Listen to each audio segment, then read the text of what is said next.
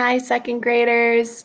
Welcome back to Reading Time with Lou, where we are reading Because of Winn Dixie with my dog Lou. We just went for a walk and he is really tired, so he will probably be sleeping in the back of the video today while I read chapter 8 and chapter 9 to you. All right, let's get started. When Dixie's bald spots started growing fur, and the fur that he had to begin with started looking shiny and healthy, and he didn't limp anymore. And you could tell he was proud of looking so good, proud of not looking like a stray.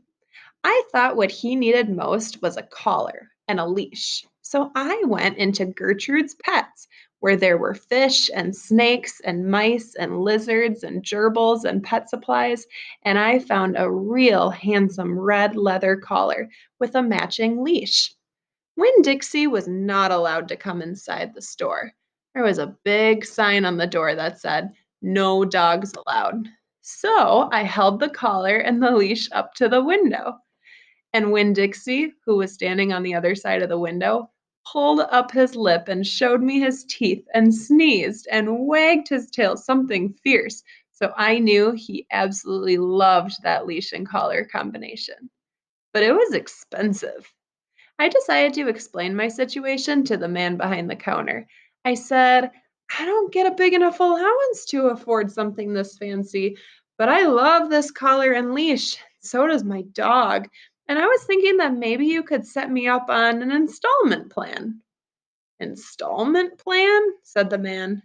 "Gertrude!" someone screamed in a real irritating voice. I looked around. It was a parrot.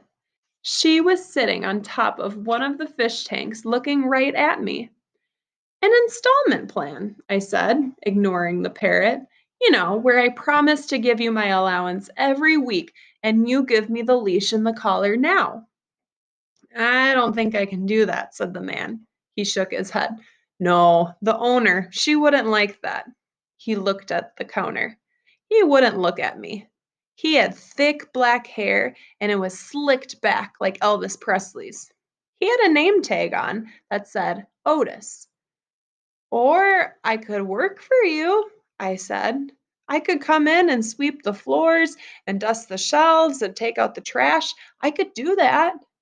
I looked around Gertrude's Pets. There was sand and sunflower seed shells and big dust bunnies all over the floor. I could tell that it needed to be swept. "Oh," said Otis.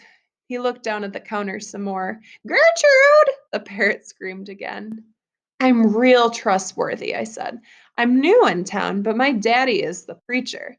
He's the preacher at the Open Arms Baptist Church of Naomi, so I'm real honest. But the only thing is, when Dixie, my dog, he would have to come inside with me because if we get separated for too long, he starts to howl something terrible." "Gertrude doesn't like dogs," said Otis. "Is she the owner?" I asked. "Yes. I mean, no. I mean," he finally looked up. He pointed at the fish tank. "That Gertrude, the parrot, I named her after the owner." "Gertrude's a pretty boy," screamed Gertrude. "She might like Winn-Dixie," I told Otis. "Almost everybody does. Maybe he could come inside and meet her, and if the two of them get along, then could I have the job?" "Maybe," Otis mumbled. He looked down at the counter again. So I went and opened the door, and Winn-Dixie came trotting on inside the door, inside the store. "Dog!" screamed Gertrude. "I know it," Otis told her. And then Gertrude got real quiet.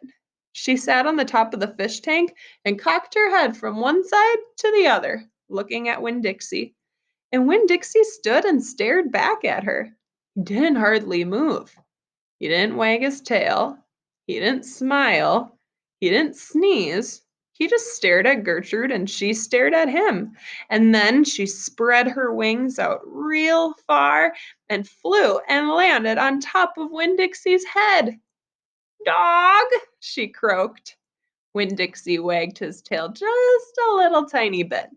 And Otis said, "You can start on Monday."